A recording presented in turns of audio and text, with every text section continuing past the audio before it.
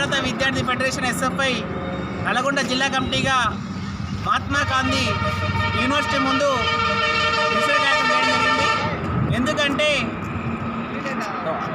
ఐశ్వర్య అనే విద్యార్థిని fellowship scholarship రాక ఆత్మహత్య చేసుకొని చనిపోవడం జరిగింది. దీనికి కారణమైన కేంద్ర మంత్రిత్వ శాఖ మంత్రి వెంటనే రాజీనామా చేయాలని చెప్పి ఎస్ఎఫ్ఐగా డిమాండ్ చేయడం జరుగుతుంది.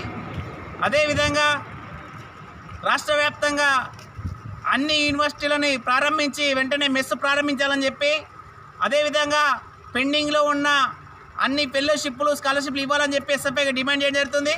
అదేవిధంగా రంగారెడ్డి జిల్లా షాద్నగర్ చెందిన ఐశ్వర్య అనే విద్యార్థిని, చాలా ప్రతిభావంతమైన విద్యార్థిని, 10th ఇంటర్లో మంచి మార్కులు వస్తాయి. అనేక మంది దాతలు ఆమెని చదువులో ఎంకరేజ్ చేయడానికి ఢిల్లీలో ఉన్న డిగ్రీలో చదివించడం జరిగింది. అయితే ఆ అమ్మాయిని కేంద్ర ఇన్స్పైర్ స్కాలర్షిప్కి ఎంపిక కావడంతో తన చదువును కొనసాగిస్తుంది. కానీ ఈ కరోనా వల్ల ఆ స్కాలర్షిప్ ఫెలోషిప్ కూడా రాకపోవడం వల్ల ఆర్థిక ఇబ్బందులతో ఆ కుటుంబం కూడా ముందుకు సాగే పరిస్థితుల్లో ఇంటికి వచ్చిన సందర్భంగా కేంద్ర ప్రభుత్వ నిర్ణయంతో హాస్టల్ మొత్తం మూసేస్తున్నాం, మీరంతా ఇంటికి వెళ్ళని చెప్పడంతో అమ్మాయి ఇంటికానే ఉంటుంది.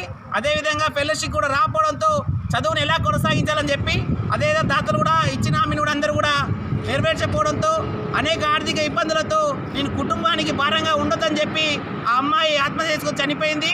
ఇది ముమ్మాటికి కేంద్ర ప్రభుత్వ హత్యనే. కావున ప్రభుత్వం వెంటనే ఆ అమ్మాయి కుటుంబానికి ఎక్స్గ్రేషియా చెల్లించి న్యాయం చేయాలని చెప్పి ఎస్ఎఫ్ఐగా డిమాండ్ చేయడం జరుగుతుంది. అదేవిధంగా పెండింగ్లో ఉన్న అన్ని ఫెలోషిప్లు స్కాలర్షిప్లు విడుదల చేయాలని చెప్పి ఈ సందర్భంగా డిమాండ్ చేస్తూ, ఒక అమ్మాయి ఒక అక్షర దీపాన్ని ఈరోజు ఆరిపోవడానికి కారణమైన కేంద్ర మంత్రిత్వ శాఖ మంత్రి వెంటనే రాజీనామా చేయాలని చెప్పి ఈ సందర్భంగా డిమాండ్ చేయడం జరుగుతుంది.